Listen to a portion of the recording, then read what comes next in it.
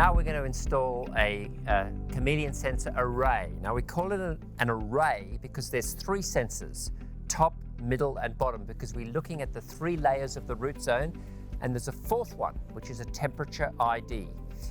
Now, your wires might be color-coded like this, or they might just be marked with a red and a white and a blue, depending which production line your sensors came off. So we have to dig a hole, which I've already dug with my 5 centimeter auger.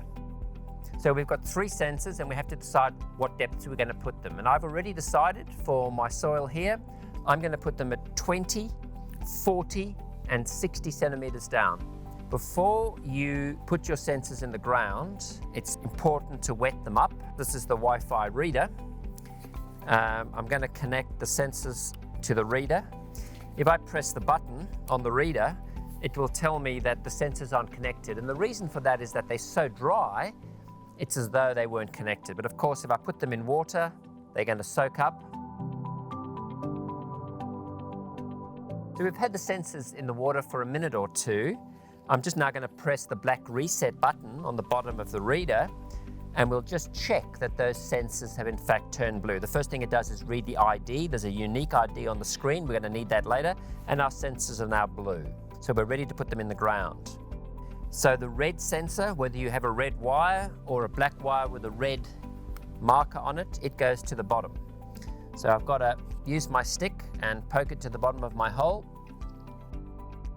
Like that. I'm down at the bottom of the hole. And then here's my 2 piles of soil. The top soil here, which is nice brown soil, and this quite heavy red clay. And of course, this has to go in first, and I have to squash this clay around the sensor. Now, the important thing is just to make sure you have good contact between the soil and the sensor. And I'm going to keep compacting the soil in the hole. The good thing about having a stick with numbers on it like this is that I know when it's time to put the next sensor in. So we're now 40 centimeters and it's time to get the white sensor in, and this time we put the temperature ID in with the middle sensor. The readings are temperature compensated, so we get them in with the middle sensor. So the black temperature sensor's just roughly the same depth as the white indicated wire.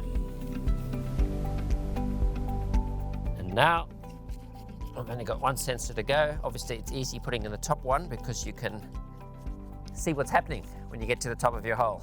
20 centimeters, in goes the sensor, and the rest of the soil to fill my hole.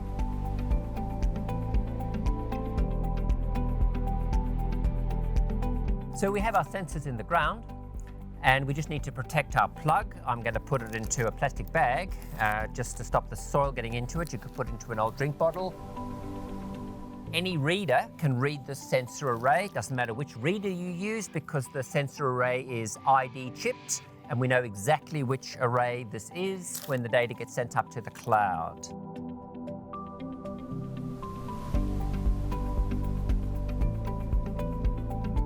So if you have access to the internet, it'll upload on its own every 2 hours.